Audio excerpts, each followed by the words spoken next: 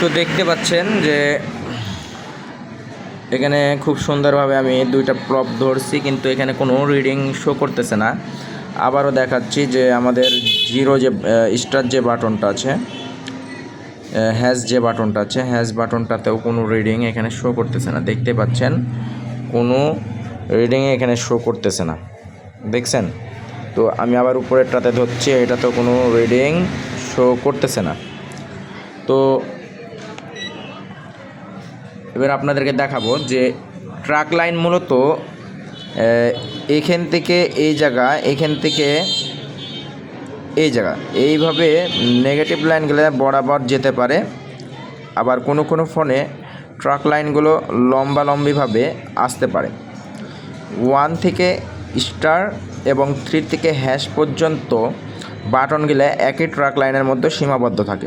পরবর্তীতে এই উপরের লাইনগুলো যেগুলো থাকে, মেনু, হ্যাঁ, তারপরে ওকে, ঠিক আছে, অন অফ, এই সব বাটনগুলোর ট্রাক লাইন আলাদা হয়ে যায়, ভিন্ন হয়ে যায়। তবে 1 থেকে স্টার এবং 2 থেকে জিরো এবং 3 থেকে হ্যাশ, এই লাইনগুলো একই ট্রাক লাইনের মধ্যে সীমাবদ্ধ থাকে। তো এই লাইনটা কোনটার মধ্যে সীমাবদ্ধ আছে আমরা একটু দেখে নিই। জাস্ট এখানেই ফোকাস করবা। তো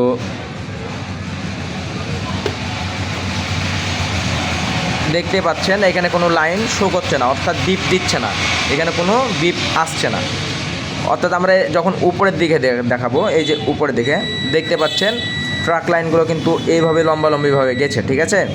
ট্রাক লাইনগুলো লম্বালম্বিভাবে চলে গেছে, দেখেন দেখতে পাচ্ছেন। কিন্তু আপনার এখানে কোনো ট্রাক লাইন আমরা খুঁজে পাচ্ছি না, এবং এখানেও কোনো ট্রাক লাইন আমরা খুঁজে পাচ্ছি না। জাস্ট এটার সাথে এটা জাম্পার এবং এটার সাথে এটা নেগেটিভ লাইন জাম্পার করলেই ওকে কাজ।